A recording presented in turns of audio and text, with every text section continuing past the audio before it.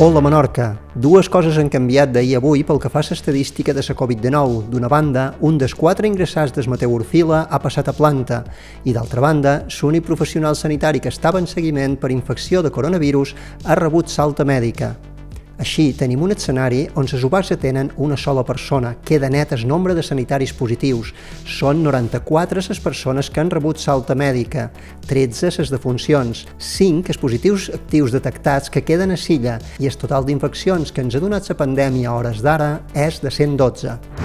El programa MAP Espanya de la UNESCO publica un informe sobre la contribució de les reserves de la biosfera espanyoles al compliment dels objectius de desenvolupament sostenible. L'estudi destaca projectes exemplars d'11 reserves de la biosfera, entre les quals es troba l'Estratègia Menorca 2030 de descarbonització de l'illa. El programa MAP té com a objectiu que aquests exemples puguin extrapolar-se a altres territoris. L'Ajuntament de Maó posa en marxa el servei d'acompanyament per a autònoms i microempreses arran de la crisi de la Covid-19.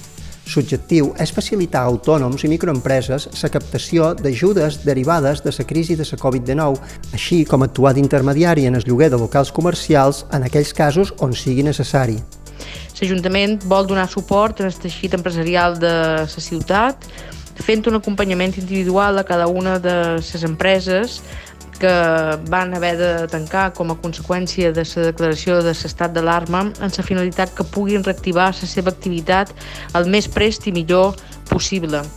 En aquest sentit, l'objectiu de l'Ajuntament és facilitar a autònoms i microempreses la captació d'ajudes derivades de la crisi del Covid-19, així com actuar d'intermediari en el lloguer de locals comercials en aquells casos en què no hagi estat possible que propietari i inquilí s'hagin posat d'acord.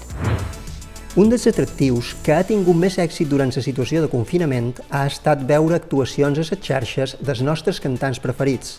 En aquest sentit, una de les actuacions que més seguidors ha tingut ha estat la de la cantant Eva Pons, acompanyada de la guitarra del seu company Nasi Comelles.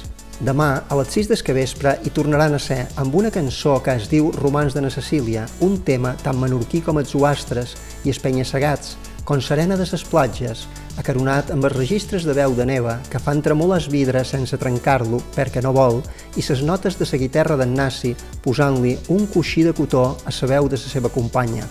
Fins ara hem estat penjant una cançó setmanal juntant-hi Nasi Comelles, el meu amo, el meu company, i estaríem encantats de que mos poguéssiu veure, mos poguéssiu seguir a Facebook o Instagram diumenge que vespre a les 6. Us esperam, una forta abraçada i un beso a tothom.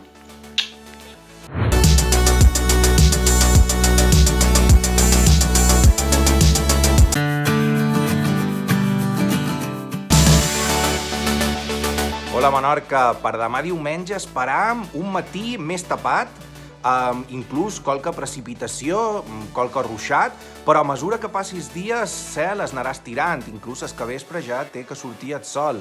El vent seguirà bufant moderat, entre mestral i tramuntana, i les temperatures, més o menys igual que avui, uns 22 de màxima, uns 15 de mínima, i la setmana que ve s'espera un temps similar.